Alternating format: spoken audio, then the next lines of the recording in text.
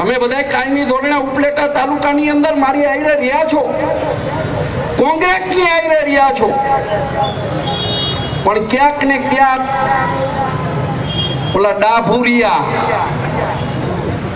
ભાજપ વાળાની એકલાની તાકાત નથી પૂગી શકે આ ટીમને.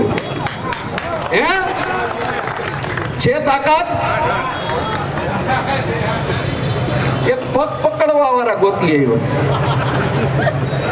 કે આ કોંગ્રેસ વાળા રેસમાં મળ ન થઈ જાય એટલે પગ પકડી રાખે, અને પગ પકડવાના પૈસા. આમ આદમી પાર્ટીની વાત કરું, આ વખતે તાલુકા પંચાયત જિલ્લા પંચાયતમાં આવ્યા છે કે લાખો જયદેવસિંહ, ધર્મેન્દ્રસિંહ, શાંતિલાલ. આ કોઈ તાલુકા પંચાયતે ન પહોંચે એના હાટું શું કરવું? તો કે એની નાઈટનો જ એક ડાભુરિયું ઊભું કરો. રાજુ બરાબર ને?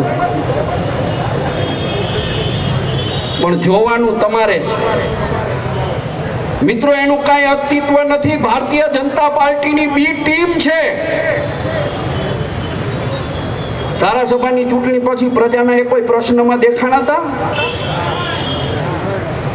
ચૂંટણી આવી એટલે પાછા ભાદરવાના ભીંડાની જેમ નીકળી પડ્યા છે. મિત્રો, સબક તો એને શીખવાડવાની જરૂર છે. કોથરામાં પાનશેરી મારે, અને આ વખતે તમારી બધા પાસે ઉપલેટા તાલુકાના ગામડે ગામડે જઈને કહેવાનો છો, તમારા ગામના કામ કર્યા હોય, તમે રાતે 2 વાગે ફોન કર્યા હોય ને મેં ફોન ન ઉપાડ્યા હોય, અને જિજ્ઞેશભાઈ આ સભાની અંદર દાવા આવ્યા બેઠા છે, તમારી વાલી વસ્તુના સોગન ખાઈને ગયો, તમે મને ફોન કર્યા ને મેં તમારો ફોન ન ઉપાડ્યો, એવું બહેનું કહી દી છે એટલામાંથી કોઈ?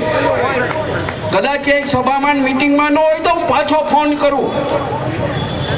અને અધિકારીને કહેવાની વાતમાં નહીં,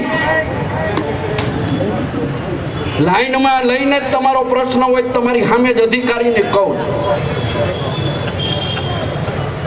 અને થોડોક આક્રોશ હોય, આ તો બધા સંસ્કારી માણસો છે, આમ તો હું સંસ્કારી માણસ જ છું, પણ કંઈક અધિકારીને કહી અને ન માને, એ સિંચાઈ ખાતાનો અધિકારી હોય, મામલતદાર હોય, પોલીસ અધિકારી હોય, તો ભૂલથી ગેરશબ્દો બોલાઈ દે કે હાથ ઉપાડી જાય.